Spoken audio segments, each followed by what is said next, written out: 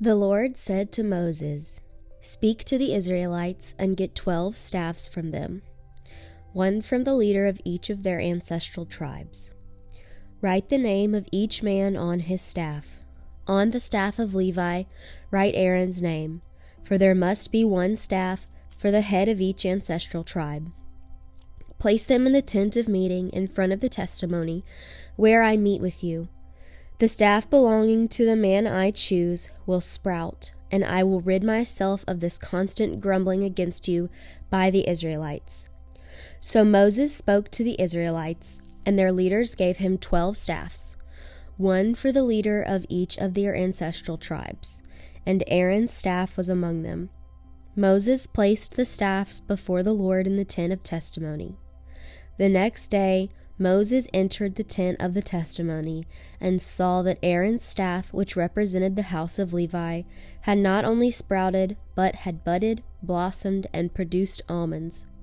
Then Moses brought out all the staffs from the Lord's presence to all the Israelites. They looked at them, and each man took his own staff. The Lord said to Moses, "Put back Aaron's staff in front of the testimony to be kept as a sign to the rebellious. This will put an end to their grumbling against me, so that they will not die." Moses did just as the Lord commanded him. The Israelites said to Moses, "We will die. We are lost. We are all lost. Anyone who even comes near the tabernacle of the Lord will die. Are we all going to die?" The Lord said to Aaron, "Your sons and your father's family are to bear the responsibility for offenses against the sanctuary, and you and your sons alone are to bear the responsibility for offenses against the priesthood. Bring your fellow Levites from your ancestral tribe to join you and assist you when you and your sons minister before the tent of the testimony. They are to be responsible to you, and are to perform all the duties of the tent. But they must not go near the furnishings of the sanctuary or the altar, or both they and you will die. They are to join you and be responsible for the care of the tent of meeting. All the work at the tent, and no one else may come near where you are. You are to be responsible for the care of the sanctuary and the altar, so that wrath will not fall on the Israelites again. I myself have selected your fellow Levites from among the Israelites as a gift to you, dedicated to the Lord to do the work at the tent of meeting. But only you and your sons may serve as priests in connection with everything at the altar and inside the curtain. I am giving you the service of the priesthood as a gift. Anyone else who comes near the sanctuary must be put to death." Then the Lord said to Aaron, "I myself have put you in charge of the offerings presented to me. All the holy offerings the Israelites give me, I give to you and your sons as your portion and regular share. You are to have the part of the most holy offerings that is kept from the fire. From all the gifts they bring me as most holy offerings, whether grain or sin or guilt offerings, that part belongs to you and your sons. Eat it as something most holy. Every male shall eat it. You must regard it as holy. This also is yours, whatever is set aside from the gifts of all the wave offerings of the Israelites. I give this to you and your sons and daughters as your regular share. Everyone in your household who is ceremonially clean may eat it. I give you all the finest olive oil and all the finest new wine and grain they give the Lord as the first fruits of their harvest. All the land's first fruits that they bring to the Lord will be yours. Everyone in your household who is ceremonially clean may eat it. Everything in Israel that is devoted to the Lord is yours. The first offspring of every womb, both man and animal, that is offered to the Lord is yours. But you must redeem every firstborn son and every firstborn male of unclean animals. When they are a month old, you must redeem them at the redemption price set at 5 shekels of silver, according to the sanctuary shekel, which weighs 20 gerahs. But you must not redeem the firstborn of an ox, a sheep, or a goat. They are holy. Sprinkle their blood on the altar and burn their fat as an offering made by fire, an aroma pleasing to the Lord. Their meat is to be yours, just as the breast of the wave offering and the right thigh are yours. Whatever is set aside from the holy offerings the Israelites present to the Lord, I give to you and your sons and daughters as your regular share.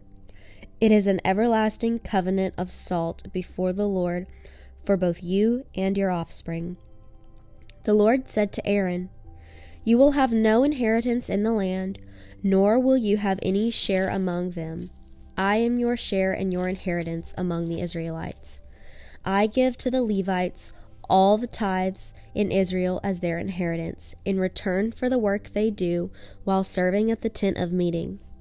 From now on, the Israelites must not go near the tent of meeting, or they will bear the consequences of their sin and will die. It is the Levites who are to do the work at the tent of meeting and bear the responsibility for offenses against it. This is a lasting ordinance for the generations to come. They will receive no inheritance among the Israelites.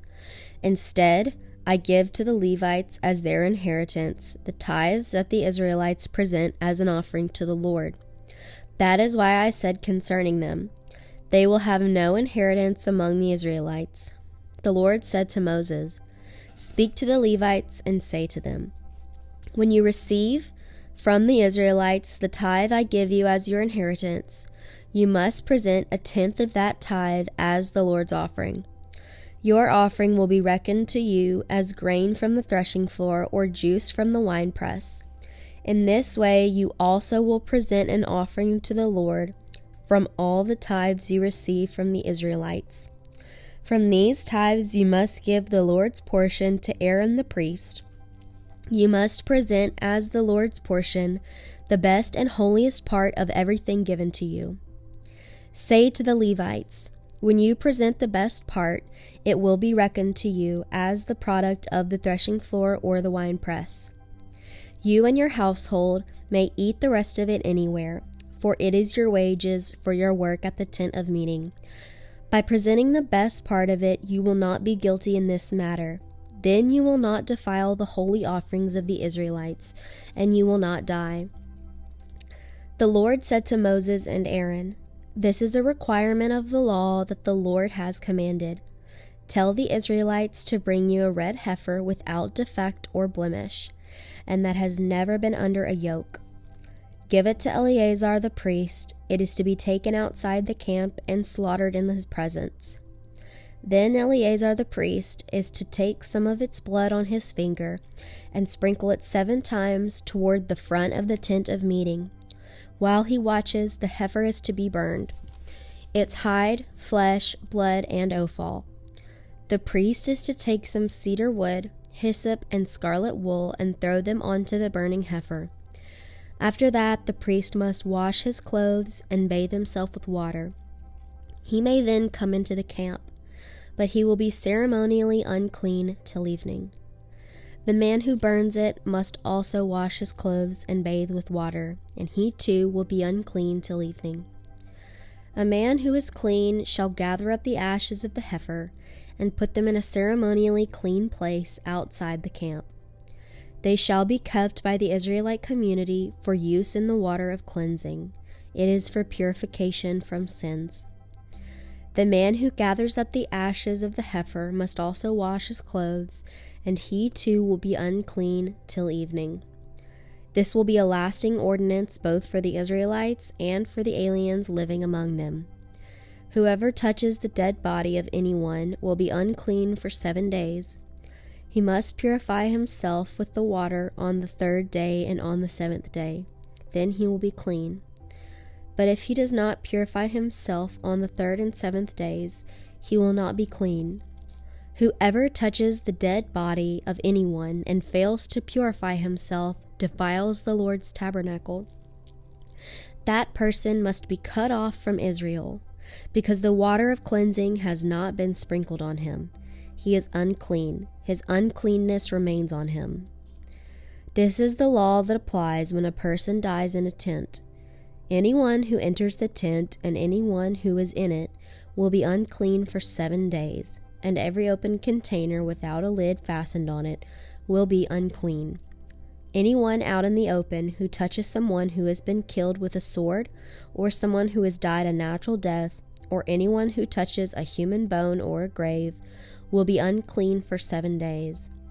For the unclean person, put some ashes from the burned purification offering into a jar, and pour fresh water over them. Then a man who is ceremonially clean is to take some hyssop, dip it in the water, and sprinkle the tent and all the furnishings and the people who were there. He must also sprinkle anyone who has touched a human bone or a grave, or someone who has been killed, or someone who has died a natural death. The man who is clean is to sprinkle the unclean person on the 3rd and 7th days, and on the 7th day he is to purify him. The person being cleansed must wash his clothes and bathe with water, and that evening he will be clean.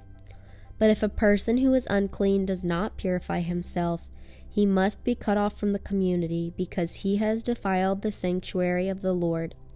The water of cleansing has not been sprinkled on him, and he is unclean. This is a lasting ordinance for them. The man who sprinkles the water of cleansing must also wash his clothes, and anyone who touches the water of cleansing will be unclean till evening. Anything that an unclean person touches becomes unclean, and anyone who touches it becomes unclean till evening.